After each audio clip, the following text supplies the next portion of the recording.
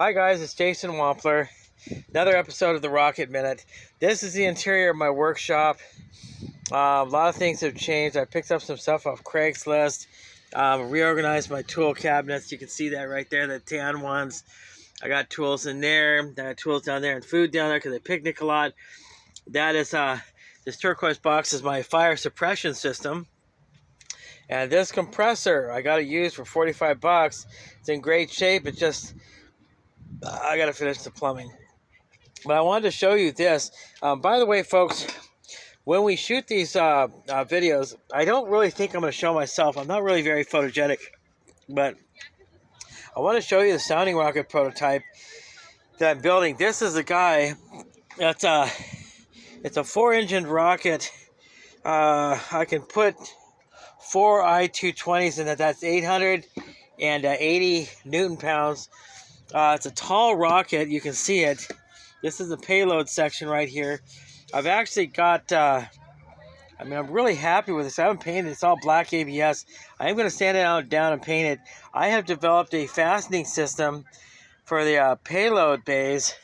And I've developed a system for attaching nose cones that doesn't involve double-sided tape or glue or sanding things down. And of course, it still has the old coupling system right there. But I learned how to use old tools. So this rocket is something I'm really excited about. I'm not sure if I want to sell it on eBay or not, but I need to start making cash fast. I'm selling rockets again on on eBay. Name of the store is Waco Rocket. My old name. These rockets fly. They go for $15 each. Check me out on eBay. I want to show you another something. A project I'm working on right now. This is going to be a launch controller. I got this chassis for free. The end pieces were were pieces of aluminum that did not fit too well. I'm going to go ahead and turn it into a contained box. I could use this guy right here. The problem is this guy has 8 AA batteries in it. That's good for excuse me, it's good for a 9.6 volt launch. But I've also on Craigslist free stuff, I got a bunch of camera batteries, or not camera, but phone batteries, and they're up here. And I'll show you what they look like. And I'm thinking to myself, I've got a charging unit, and I can run these. I can run about 12 of these. I can do a high voltage launch. These are rechargeable. They don't have to be removed. They've got the connection tanks on the back. But you can take these batteries out of their housings, and I can connect the tanks that way. So I'm going to play around with that idea and see if I can get, see how easy it is for me to get electrical connectors on these tanks. They have a plus and a minus on them. I have roughly about 100 of these. Well, as long as they're discharged, they're contactless, because the contact points are recessed in the plastic, it won't start a fire. Believe it or not, DC fires are very dangerous. DC electricity is actually very, very dangerous to deal with. But that's for my launch control system. And this is a capacitor I got brand new for like $2. It looks used, but it hasn't been. Tanks have no drag marks on it. It's just been sitting around. It's new old stock. So I'm going to use that for a model aircraft that I'm developing. I am going to develop. This is a extension cord that I made with an unusual style of surge protector, 6 outlet surge protector, and I like it. This side swivels. But anyway, I'm really excited about this rocket. Tomorrow night, I'm not going to be doing a video. I'm going to be doing one video a week, usually on Saturdays or Sundays. I want to do the 1-hour video on Sunday thing. I think we can stick to that format. But I left a, there goes an alarm. I left a heads up short, a 60-second short on YouTube earlier today. And I promised that I would do a video about this. My vehicle, I'm managing, it's a Toyota. If you take care of Toyotas, they will last forever. My vehicle's given me a few problems, but it still looks pretty good. It needs some body work and some cosmetic parts here and there. But I'm really excited about this rocket. And of course, I'm excited about the air compressor too. Hey guys, I recommend Craigslist. Look on Craigslist free stuff for stuff that might be related, materials you need to build rockets, launch control systems, or launch towers. I live in the Los Angeles area now, and I moved from Orange County to Los Angeles. I was thinking about moving back to Orange County, but I've changed my mind. I'm going to stay in Los Angeles, and I may eventually move to Williams County near Las Vegas in Nevada. But I probably am going to move to Nevada in a couple of years. I'm trying to make some money right now. But anyway, so this is this. Hey guys, remember to hit the like button, hit the subscribe button, and remember, Black Rockets lives matter. Oh, I'm just kidding. But this rocket is getting close to being completed. I just have to develop the motor systems. I might run an RCHEI ignition system in it. That's pretty exotic, but I just want to test fly the silly thing, and then we'll put a barometer in it, accelerometer, temperature gauge. I'm first flight. I'm going to put small I-220 motors in it for them. 880 pounds of Newton pounds of thrust. That's approaching JKL M, an L motor, not an M. M is a 1214. M is a 1000, I think. But anyway, 880 Newton pounds of thrust. So I get this thing to about 20,000 feet. It's fairly heavy. The thing weighs almost 30 pounds. It's heavy-duty material. And I just kind of, I don't know. I've got to hold the camera up. Otherwise, if I had a second set of arms, I could pull it off for you. Here's the tricky thing about this rocket, though. I wanted to show you this union right up here. I have to reinforce. This is where it unthreads. This is the upper section. This is the fuselage section. This is considered the booster section, what my finger's tapping on. I've made two other designed booster sections. There you can kind of see them under here. That big round tube right here is that single motor booster system. That is like an M1400. That is a monster single engine booster section for this rocket that would get it into orbit. There's another motor system back there. You can kind of see it, but you can't. It's these well, no, you can't see it. It's just really kind of hidden back there. Oh, hell, I don't even know where it is. Just kind of push it forward. No, you can't see it. But it's in there. It's a twin engine, and it's a twin K, twin K 600, twin K 700, 1,400 Newton pounds. Just get this thing into orbit. It's a dual engine system. But what's unique about this rocket is the fact that I've finally actually made electronics and payload shelving systems that work, and I want to share those with you. But also this motor system is just beautiful, and I figured it out. You know what? Let me put the phone down for just a second, and I'll share this with you.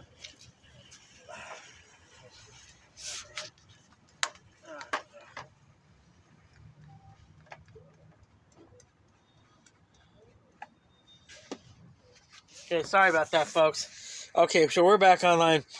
Now I want you to see the tip of this booster section, this motor section. That's the business end. I'm going to put the launch pole up the middle circle, the keister. But we go up to the top. This is these are MPT threads. This, of course, is gray ABS plastic. So 1,500 Newton pounds pushing this thing up to 20,000 feet.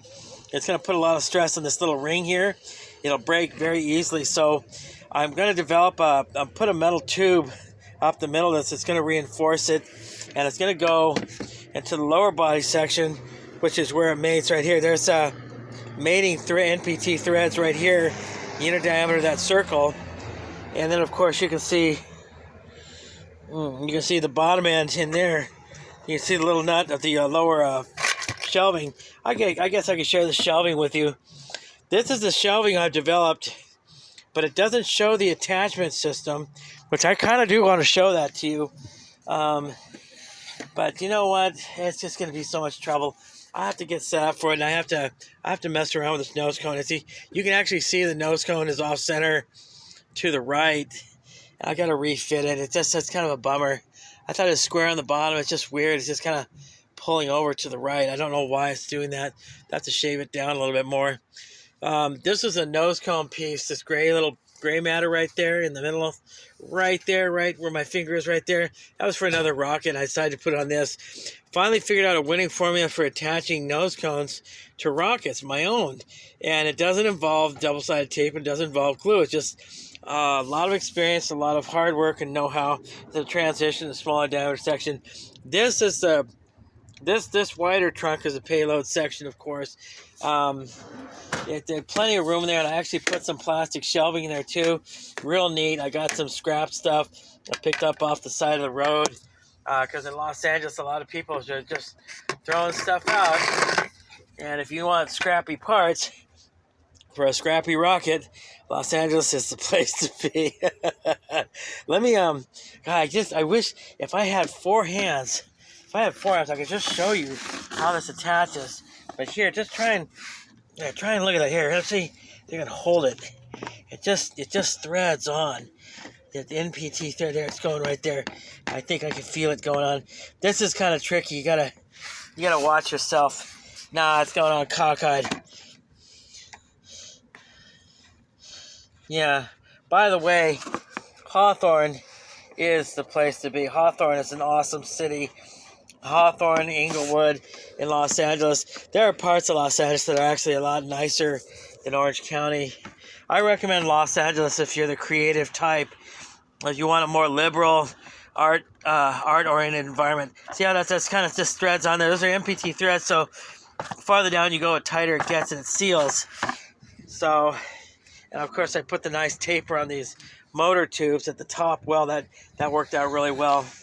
So I just wanted to share that with you and show you my progress. I have 2 other rockets that I want to show you, but you've seen those before in past episodes. Here's my thing. I keep making promises I can't keep, but I'm going to start making smaller rockets and selling them on eBay. But I'm also going to take these small rockets with me to the Prado Dam launch, it's not Prado Dam. What is that place called? Santa Fe Dam Recreational Area. I've got to get in touch with what is it? The guy's name is Dean. He's with oh my goodness, Sport Rocketry, SCRA, Sport Rocketry Club of America. I think it's SCRA. Or something like that. He actually lives in Fullerton. I lived in Fullerton before I moved to Los Angeles. Fullerton, what an awful city. Don't bother going there. If you never go to Fullerton, you live to be 90 or 100 years old, I got to tell you right now, you're not missing anything. So anyway, my name is Jason Wampler.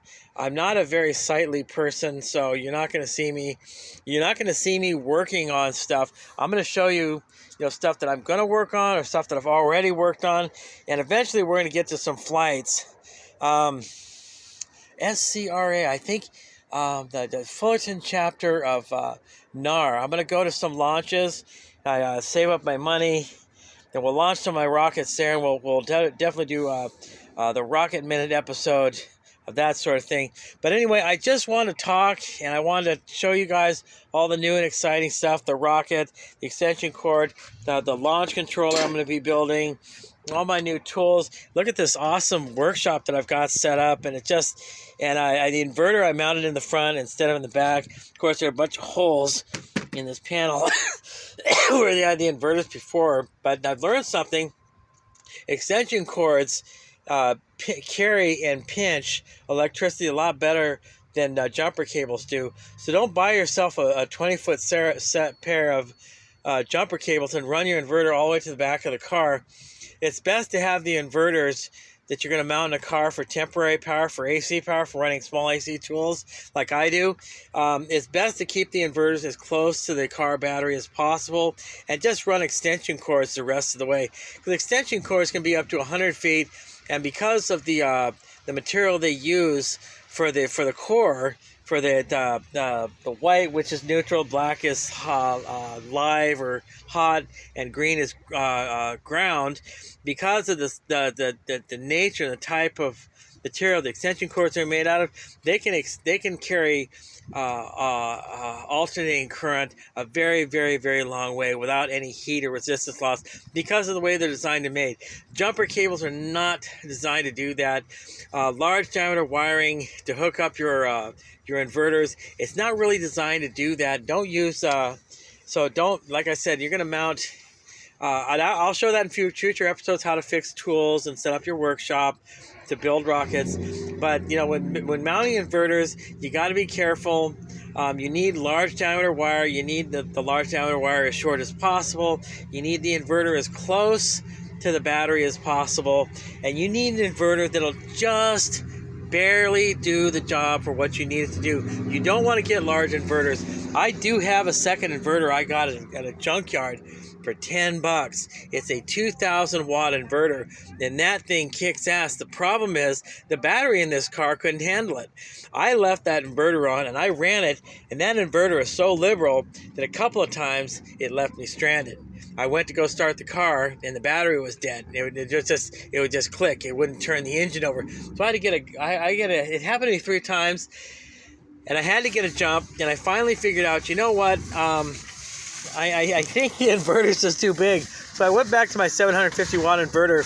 With the engine running, a 750 watt inverter will actually run a very, very small vacuum cleaner.